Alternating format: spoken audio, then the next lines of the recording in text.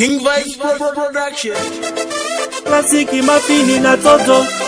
imizinu zacho zaita maketo yekuti imbezi mtato ikachiuti kapata ngoma amenochi chijabuda joma kachiwesti Pero ilise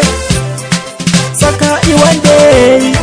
pandi chapuma namo pai chaguma Nichabudirira mitele mstreka iwande pandi chapuma namo pai chaguma Nichabudirira mitele mstreka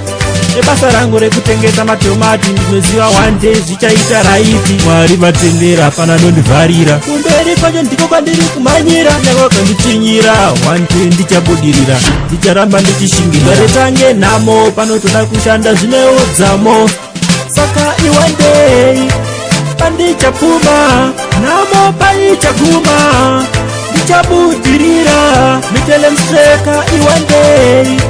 pandichapuma namo paichaguma ndichabudirira mitele mstreka vamwe havacharari nduma zavo zovatabage mumbare Andipi mari yekuromba ndoda kuzvishandira Pashoma pandina pasova zvandikwanira Nemaoko wangu mufunge ndinozvishandira Vazhinji zvavajamukira klasiki Saka Mwari wangu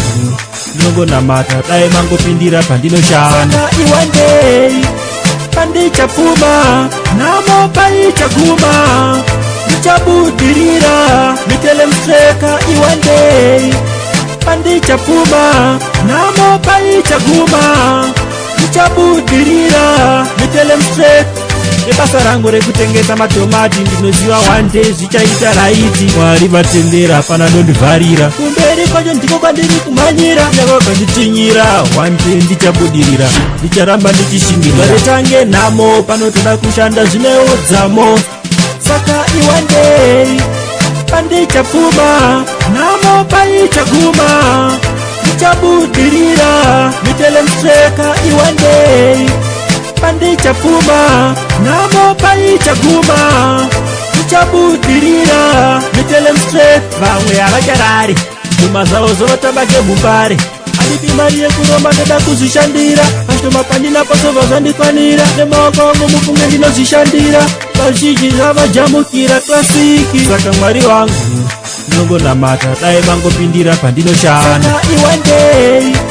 pandichapuma namo paichaguma Nichabudirira mitele mstreka one day pandichapuma namo paichaguma Nichabudirira mitele mstreka one day pandichapuma namo paichaguma Nichabudirira mitele mstreka one day pandichapuma namo paichaguma Nichabudirira mitele mstreka